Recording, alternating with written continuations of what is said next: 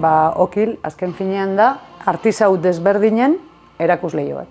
Pentsatzen eta pentsatzen, erabaki genuen nik lokal bat alokatzea, eta denda bat jartzea bai nire gauzekin, bai bere gauzekin, eta bai beste artisauei leku bat eskainiz. Herriz herri, bilatzen, leku bakoitzeko artisauak bilatzen, eta orduan selekzio bat egin nuen. Baina nire ideia da gauza gehiago bilatzea, eta orain nire bidaiak izango dira artisauak bilatzen. Niri gustatzen dena da makramea. Orduan, hasiera batean egiten dituen telarrak nire gustokoak eta gero salgai jartzen dituen hemen, baina orain ja baditut eskaerak.